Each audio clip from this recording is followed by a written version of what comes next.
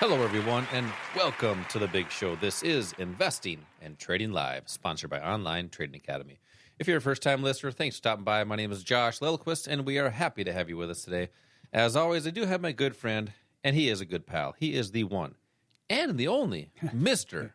Al Connickson. Al, how are you doing today? I'm doing really well, Josh. I thought for sure you were going to say the one, the only, and that's a good thing. But, The one, the but only. I appreciate you not saying that. Hey, let's positive vibes today here, Al. But Yeah, we're happy. We're there- all happy. We're always happy when the market's open. well, it's always open.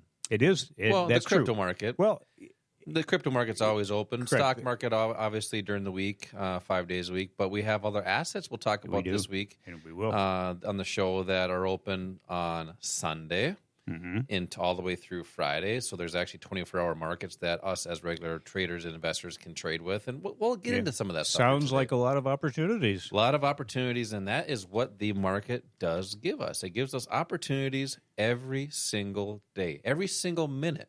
And by giving that explanation there's strategies for income in the market. Right. That would be today, tomorrow, maybe the next week. There's strategies for wealth with the market. That's your 401ks, IRAs, longer term, we'll call it.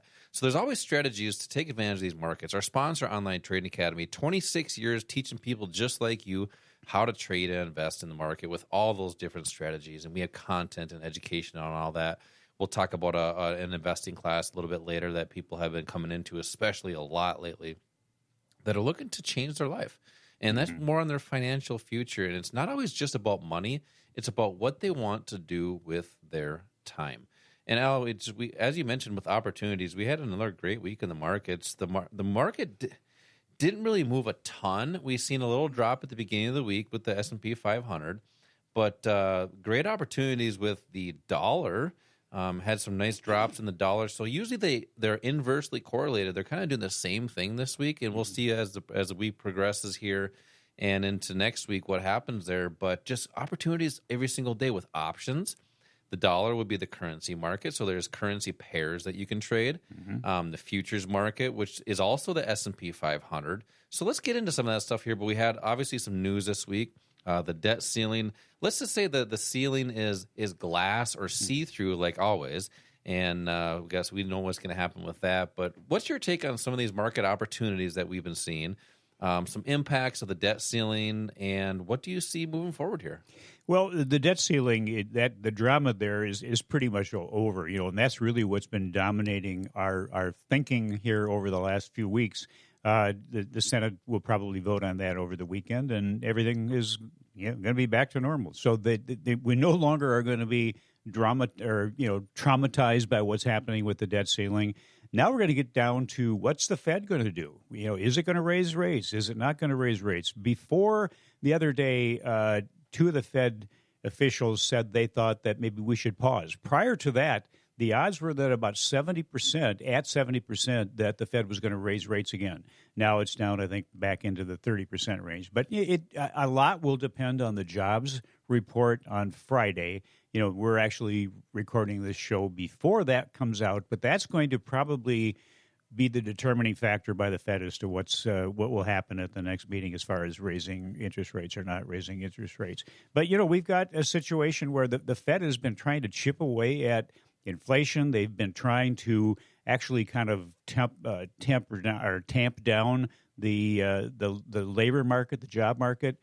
And what we're seeing is that they're having a hard time doing that. Just last week, the JOLTS report, that's the job opening and labor turnover survey, that came in pretty hot, showing that we have a strong labor market. The job openings actually increased by 358,000.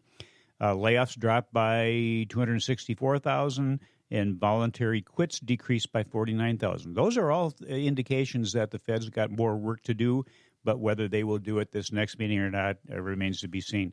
But bottom line is we have a market now that is really highly valued, especially when you look at where interest rates are, where inflation is, and just where the fact that the economy is slowing. Earnings have gone down.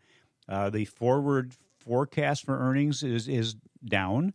So we've got some issues there. We need to see this market come back to their more normal valuations. It always does that. At some point in time, either earnings have to go up or equity prices have to come down, or a combination of both, just to get back to that kind of normal valuation. So, but here's the bottom line: there's always opportunities. It really doesn't make any difference what's happening, what the Fed does, what happens with earnings, whether earnings are great or whether earnings are bad, whatever's happening in the economy.